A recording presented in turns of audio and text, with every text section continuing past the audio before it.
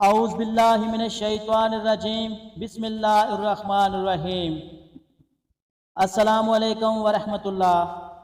حضرت محمد صلی اللہ علیہ وآلہ وسلم نے 7 بکھرے ہوئے موتی حضرت ابو ذر رضی اللہ عنہ کو دیے۔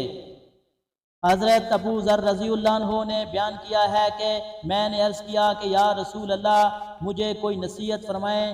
آپ صلی اللہ علیہ وآلہ وسلم نے فرمایا میں تم کو اللہ سے ڈرنے کی نصیحت کرتا ہوں، کیونکہ تقوی تمہارے تمام دینی و دنیاوی امور اعمال کو بہت زیادہ زینت و عیش بخشنے والا ہے۔ میں نے عرض کیا کہ کچھ اور عنایت فرمائیں۔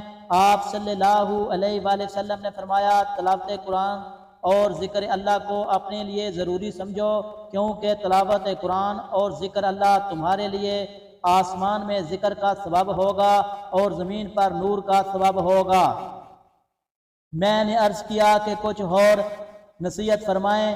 آپ صلی اللہ علیہ وآلہ وسلم نے فرمایا طویل خاموشی کو اپنے اوپر لازم کر لو، کیونکہ خاموشی شیطان کو دور بھگاتی ہے اور دینی امور میں تمہاری مددگار ہوتی ہے۔ میں نے عرض کیا میرے لیے کچھ اور نصیحت فرمائیں۔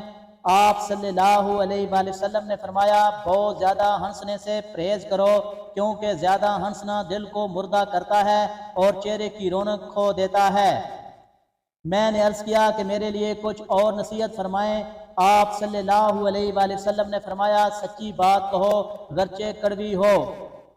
میں نے عرض کیا کہ میرے لیے کچھ اور نصیحت فرمائیں۔ آپ صلی اللہ علیہ وآلہ وسلم نے فرمایا خدا کے دین اور خدا کے پیغام کو ظاہر کرنے اور اس کی تائید اور تقویت میں کسی ملامت کرنے والے کی ملامت سے نہ ڈرو۔ میں نے عرض کیا کہ میرے لیے کچھ اور نصیحت فرمائیں۔